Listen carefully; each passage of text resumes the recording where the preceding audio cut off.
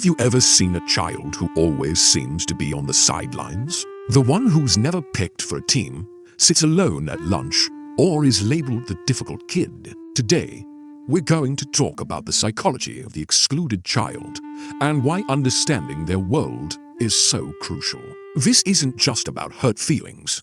It's about a fundamental need that shapes a person's entire life. So, what happens inside the mind of a child who feels left out?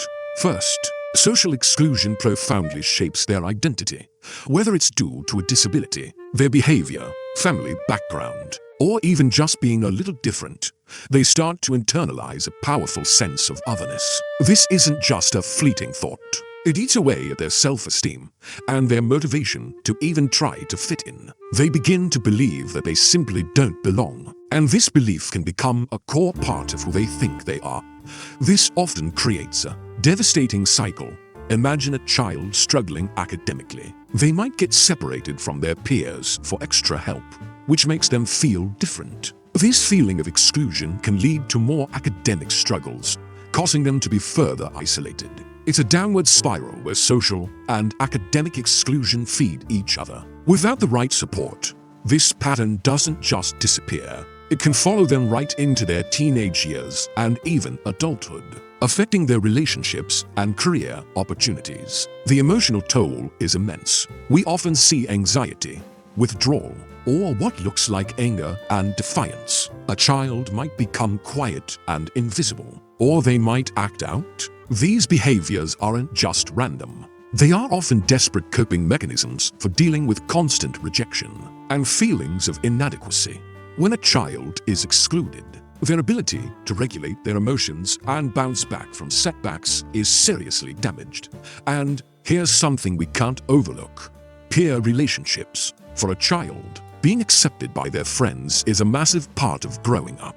It's where they learn essential life skills like cooperation, empathy, communication, and how to resolve conflicts. When a child is pushed to the margins, they miss out on this vital social practice. It's like trying to learn a language without ever getting to speak it.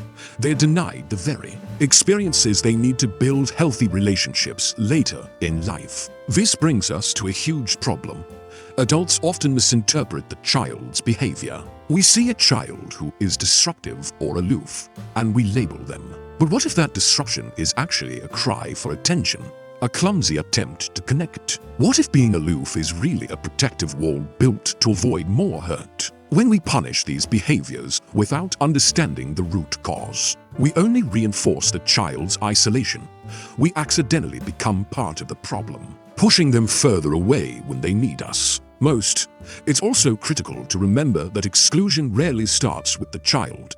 It's often rooted in the environment. Think about it: school systems that rigidly group students, disciplinary policies that are punitive instead of restorative, or even societal biases against race, disability, or social class. Before we label a child as the problem, we must look at the world around them. Is the environment set up for them to fail? But here is the most hopeful and powerful part of this story. Inclusion can completely change the outcome. Research is crystal clear on this. When an excluded child is given supportive relationships, when their learning environment is adapted to their needs, and when we focus on their strengths instead of their weaknesses, the transformation can be incredible. Their emotional, social, and academic well-being can dramatically improve. Belonging isn't a luxury, it's a deep psychological need. So, how do we foster this sense of belonging? We start by listening. The child's voice is the most critical tool we have. Excluded children often feel completely unheard.